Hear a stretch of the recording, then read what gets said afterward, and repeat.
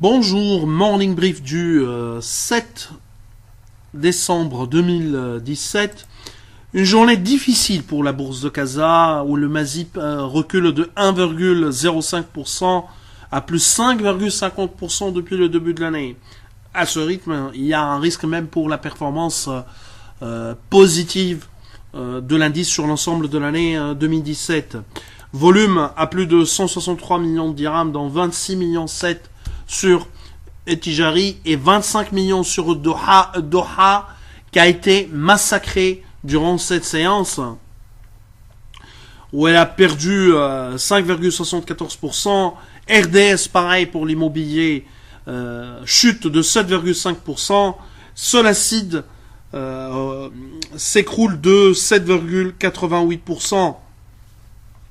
Côté hausse, Total Maroc gagne 2,05% et Ciment du Maroc 1,18%. Côté actualité, il y a le marché, les chiffres sur le marché automobile mois de novembre 2017 au Maroc.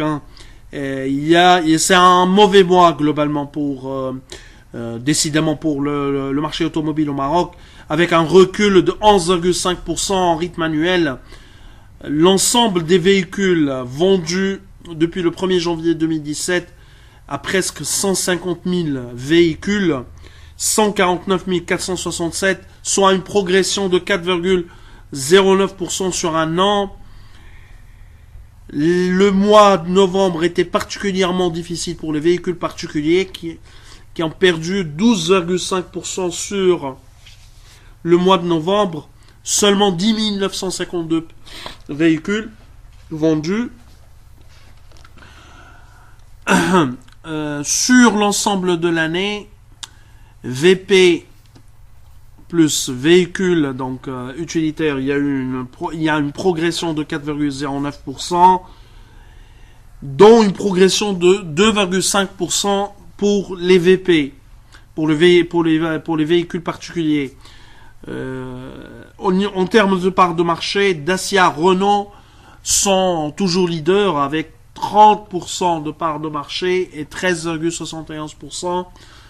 Troisième position pour Ford à 7,69%. Globalement, ce sont de chiffres décevants. Tunindex a également réalisé une journée dans le rouge, clôturé une journée dans le rouge, avec un repli de 0,05% sur la journée à plus 13,43% depuis le début de l'année. L'indice,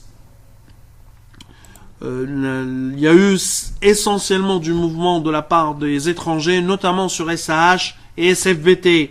2 millions 100 côté vente, 2 millions 093 côté achat. Le titre donc le plus échangé SAH et également SFB, suivi par SFBT. Cartas Cement 439 000 dinars, où on annonce le cahier de charge avant le 15 décembre pour un premier appel d'offres pour manifestation d'intérêt, On verra de près la suite du dossier.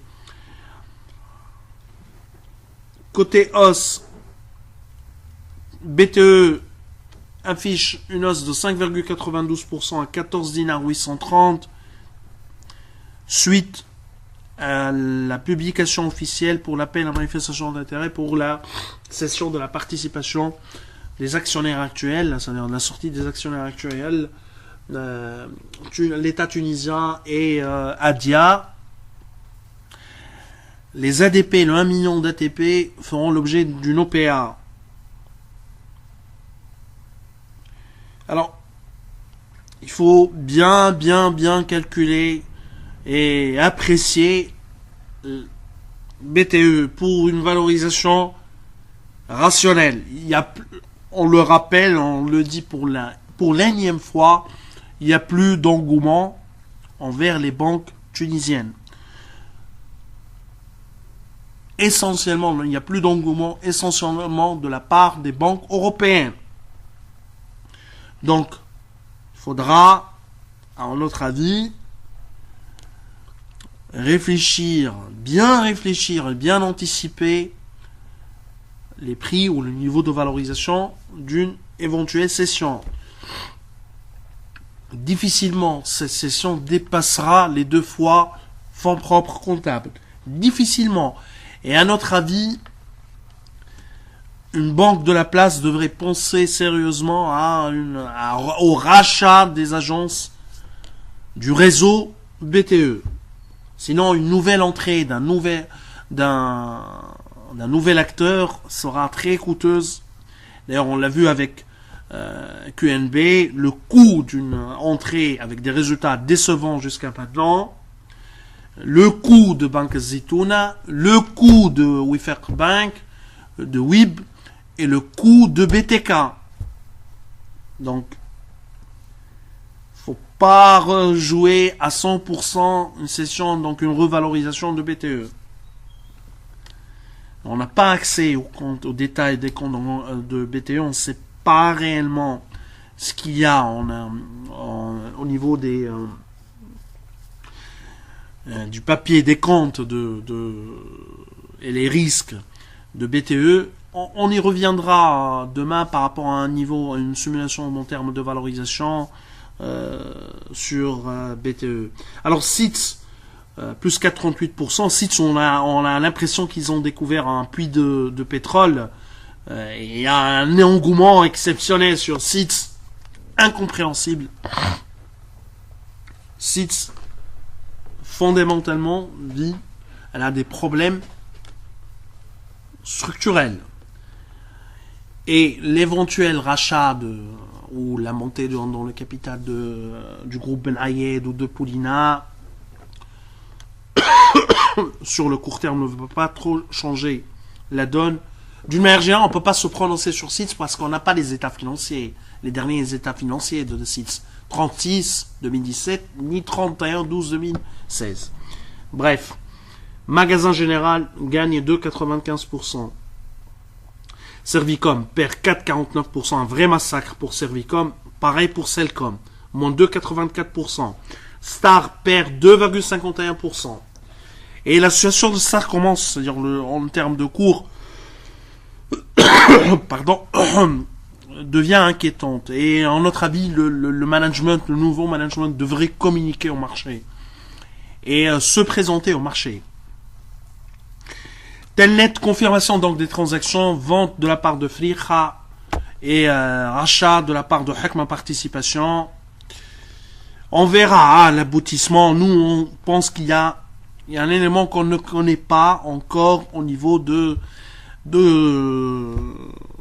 l'accord qu'il y a eu entre Hekma et Altran par rapport à la cession de la filiale tout un pôle, disons, d'activité, c'est-à-dire transfert d'activité. On verra. On espère même avoir des données de la part d'Altran d'ici quelques mois au niveau de son document de référence. Alors, l'inflation 6,3%, bien sûr, impact de la part des produits alimentaires. C'était attendu à un niveau supérieur à 6%, mais 6,3%, ça dépasse quand même nos attentes. On disait qu'on était pessimiste sur l'inflation. 6,3%, c'est quand même un niveau très très élevé. 0,7% sur le mois. L'inflation sous-jacente à plus 5,5%. Donc, à notre sens, les taux d'intérêt, le maintien des taux directeurs de la part de la BCT n'a plus aucun sens d'un point de vue économique. Surtout que les autorités tunisiennes réclament ou disent qu'ils sont en train de faire une politique de mesures conservatrices, c'est-à-dire de mesures restrictives. Donc, une hausse des taux s'impose. Taux directeur, je parle. Alors, je vous souhaite une excellente journée. Au revoir, à demain.